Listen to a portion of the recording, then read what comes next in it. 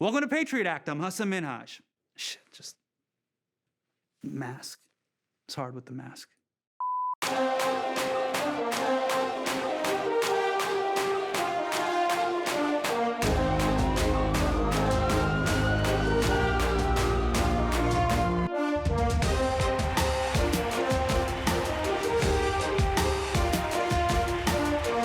Welcome to Patriot Act. I'm Hassan Minhaj.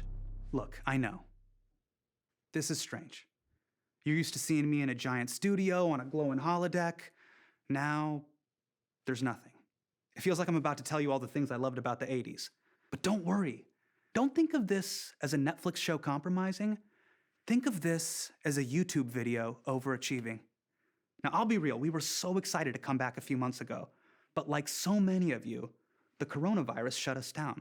So we made some changes to keep our staff safe, which is why this is Patriot Act Quarantine Edition.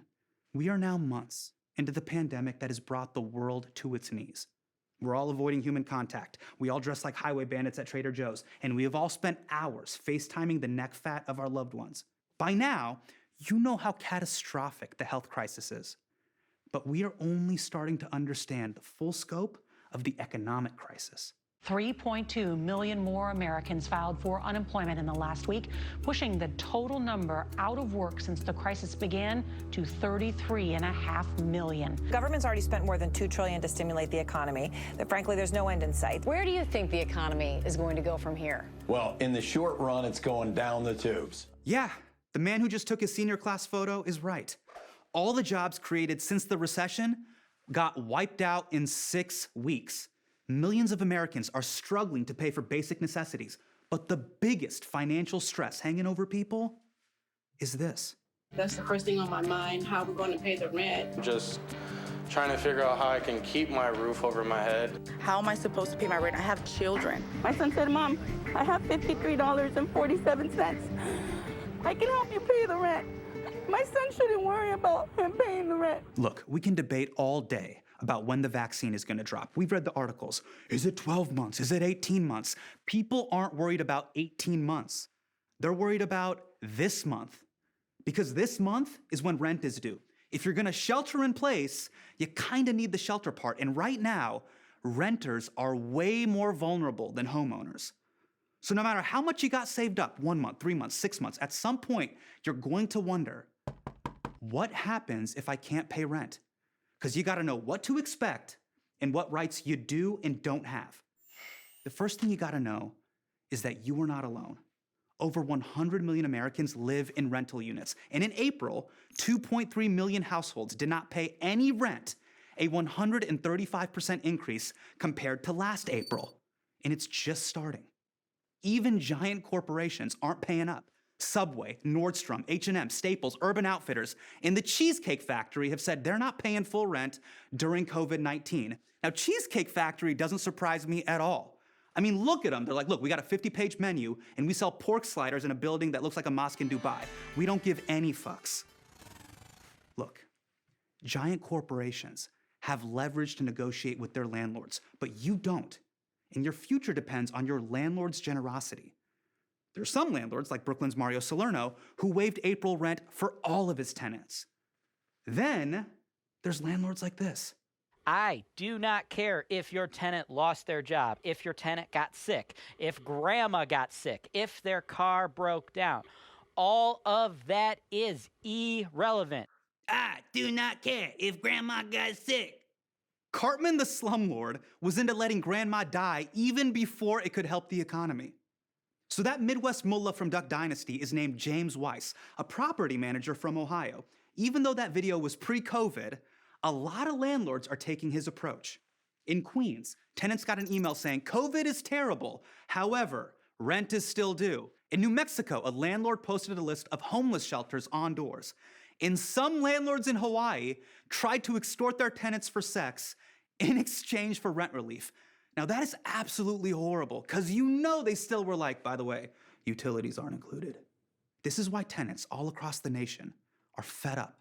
From Los Angeles, Philadelphia to New York, tens of thousands of tenants banded together in the largest coordinated rent strike in decades. I'm planning not to pay the next month, which is May. And why is that? because I have to choose between paying rent or buying food for my family. Yeah, that Vice reporter gets it. He hasn't gotten paid since 2015. By holding out on rent, Americans across the country are trying to pressure federal and state governments to cancel rent. That means the rent piling up during COVID would never have to be paid. Tools clear history, which would be great for tenants. But canceling rent has a lot of downstream effects. When you pay rent to your landlord doesn't just take all that money and blow it on a piñata full of ketamine suppositories. Your landlord uses that money to pay the mortgage on the building, as well as insurance, repairs, utilities, but most importantly, property taxes. Property taxes help pay for essential services like firefighters, utility workers, and teachers. So if you're wondering why no one's canceled rent, it's because states and cities are already strapped for cash. So if we all opt out and we're like, hey, nobody pay rent or cancel rent without help from the federal government, this game of economic dominoes will still end up hurting us. So renters have no good options, and the worst case scenario is coming fast. Because of coronavirus, TJ Shuck is 3 weeks behind on his rent. But TJ's landlord is not waiting. She's filed a lawsuit to evict TJ and his family from their apartment. Eviction is the crisis coming after the crisis. Without massive federal intervention, millions of Americans are going to be evicted who don't deserve it. Although, we all know about tenants that have definitely deserved it. He rented his apartment out via Airbnb only to have a sex party hosted there, and then he was evicted. We reported about how when our team used Airbnb to list his own sublet in Chelsea, the person who rented from him threw an orgy. That is the most Craigslist thing to ever happen on Airbnb. The confidence to invite people on Twitter. You're like, Freak Fest, here's the address, tell your friends. My opinions reflect those of my employer, send tweet. Also, I really hope Freak Fest is still on this year, but they're just on Zoom. Now, unless you're letting people host orgies in homes that don't belong to you, getting evicted during COVID is messed up. And the federal government knows that. That is why the stimulus bill actually halted evictions for 4 months. Which sounds great, but it only covers about 28% of all rental units. That's because the moratorium only applies to buildings subsidized by the federal government or buildings with federally backed mortgages, which means the stimulus bill does nothing for about 70% of renters. They're at the mercy of state and local laws, which are all over the place. You're also probably wondering, how am I supposed to know what type of mortgage my landlord has? Dude, I don't even know my landlord's last name. It's like, hey, Daryl, no eye contact, rent's in the envelope, let's not talk. Now you want me to figure out who Daryl banks with? We actually found a website where you can search a database to see if your building qualifies. The URL is complicated because of course it is, so we bought a simple one that'll take you there. Go to don'tgetkickedout.com to see if your building qualifies. But let's be real. Between the stimulus bill and the eviction moratoriums, these aren't fixes. They're Band-Aids. Because rent is still piling up, and when this is all over, it will be due. The way things work now is that you don't have to pay your rent if you've got COVID-19 or a loss of income from it. But that rent isn't forgiven. What we have now is just an eviction postponement program. I see a tidal wave coming, and it scares the hell out of me. A tidal wave of evictions. That is so terrifying. I'm not even going to make a joke about that dude's name being Bonin. Mike Bonin. And here's the thing you probably didn't know. Evictions were already bad before the pandemic. Pre-corona, landlords were filing over 2 million evictions a year. Eviction notices were getting pumped out like NBC dramas in Chicago. Also, that's over 2 million legal evictions, where your landlord has to go through multiple steps before the cops can remove you. Skip any of them and you're breaking the law. But that's exactly what some landlords are doing right now, even in places where courts are closed. It is illegal to evict a tenant without a judge's order. Reports of self-help evictions are increasing. That's when a landlord tries to evict a tenant by shutting off utilities, changing the locks, or removing belongings. Did you hear that? An illegal eviction is called a self-help eviction, which sounds like a Netflix show where you find out you don't spark any joy. Technically, it's true. If you can't pay rent, you are clutter. But lots of landlords were illegally evicting long before this crisis. In fact, even if you always paid on time, they still might want you out so they can jack up rent prices. One way is through rent-eviction. Your landlord offers you, say, a buyout to leave. But if you don't take the deal, well, if you don't take the buyout, we are going to renovate this and you are going to have to live through the nightmare. The construction to the apartments around them has been ongoing for the last year. They say shoddy work has led to broken pipes and water leaks. All the person said was, I just want to let you know there's going to be a lot of rats from now on. Honestly, my first reaction as a New Yorker was, how big are the rats?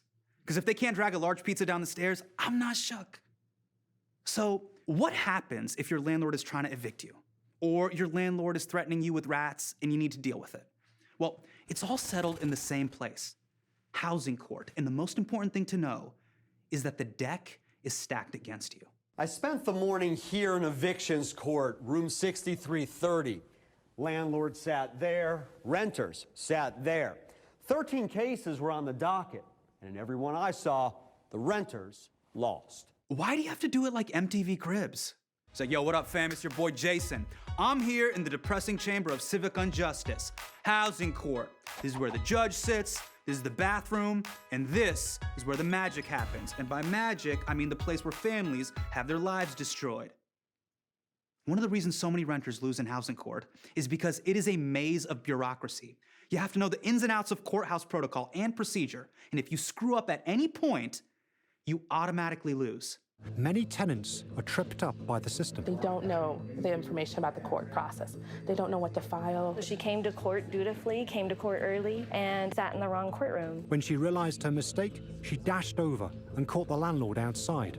But he doesn't want to speak with her. And the court informed her that after 10 days, the sheriff would come in and remove her and her 3 children. Ah, housing court is like doing a cappella in college. You think you're doing everything right, but you're actually still a loser. Now, obviously, a lawyer would be helpful for all of this, but unlike criminal court, you don't have the right to a lawyer in housing court, which makes a big difference. In 2017, New York became the first city to pass a right to counsel law. In the first year, evictions dropped 11% in places where it rolled out. Now, without a lawyer, you think any judge would believe this guy accidentally hosted Freak Fest? I mean, the blazer says I'm in banking, but the beard says, come on my feet. A lawyer is also gonna know about the best defense any tenant has in housing court. It's called the implied warranty of habitability, and it protects tenants in every state except Arkansas. It requires your landlord to keep the apartment livable, right? That means no rats, no broken pipes, and no families moving in as a statement on wealth inequality. And using this tactic in court stops evictions more than half the time. There's just one problem. No one knows about it. Over 1 year in Essex County, New Jersey, there were 40,000 eviction cases, but implied warranty of habitability was only used 80 times. That is 0.2% of the time. It's like Skype use during the pandemic. By the way, Skype, how did you drop the ball here? This was your moment. You had a 17-year head start, and Zoom ate your lunch in 2 weeks. Dude, you're a verb no one does. Your friend will be like, hey man, let me Skype you. Cool, send me the Zoom link. But say you go to housing court, say you win, and you don't get evicted, you can still get screwed because of something called the tenant blacklist. Once your name is called in court, there are people that put your name on a list, and those people work for companies that sell those lists to landlords who then won't rent to you. It's like a burn book if Regina George could make you move back in with your parents.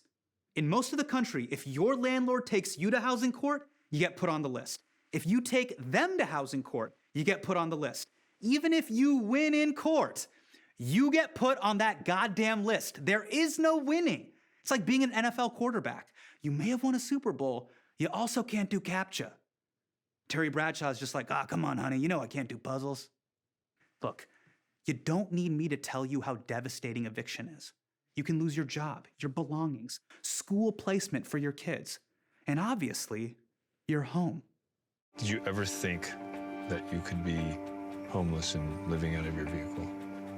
No, not at all.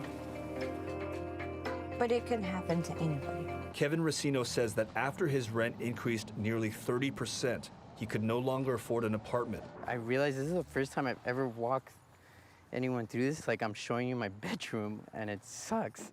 You know what's frustrating? Evictions used to be really rare. In the 1900s, they were so uncommon, they would actually draw crowds. Can you imagine doing that today? Only a psycho would watch an eviction.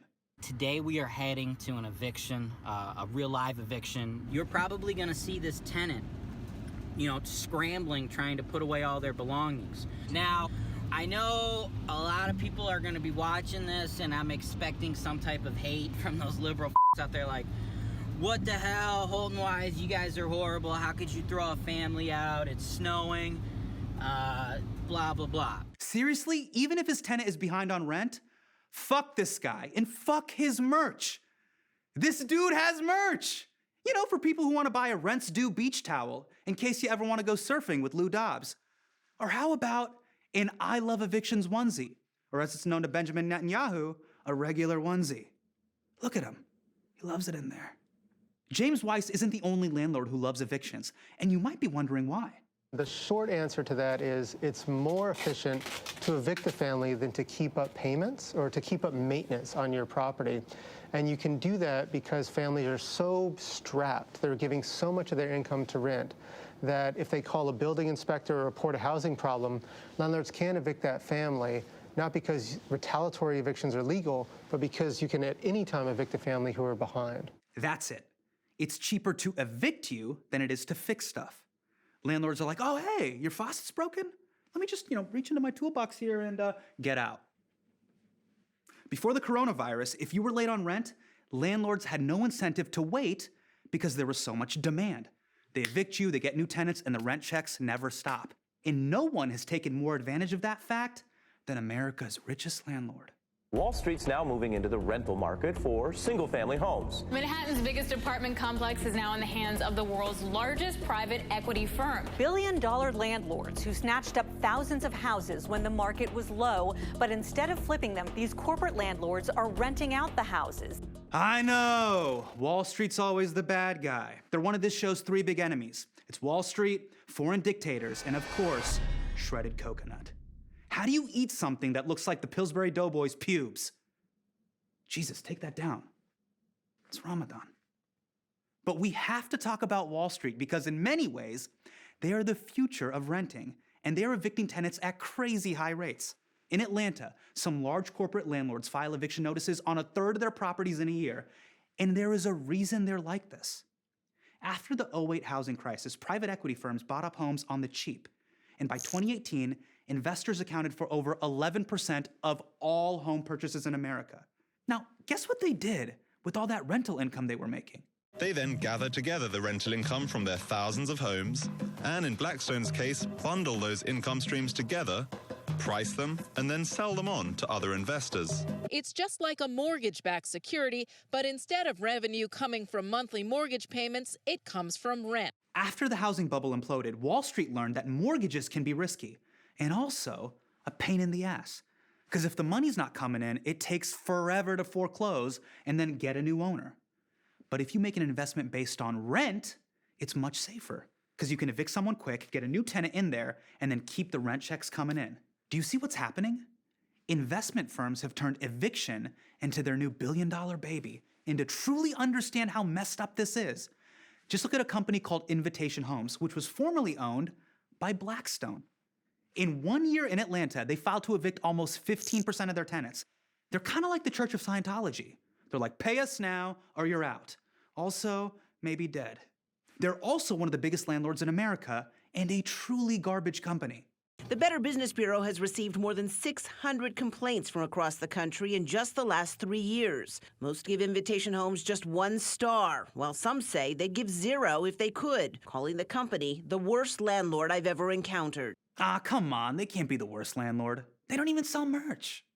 At one point, Invitation Homes was evicting so many people and treating tenants so poorly that the United Nations accused Blackstone of contributing to the global housing crisis, saying they were, quote, inconsistent with human rights law. I thought that only applied to chocolate factories, like the one owned by Willy Wonka or Nestle.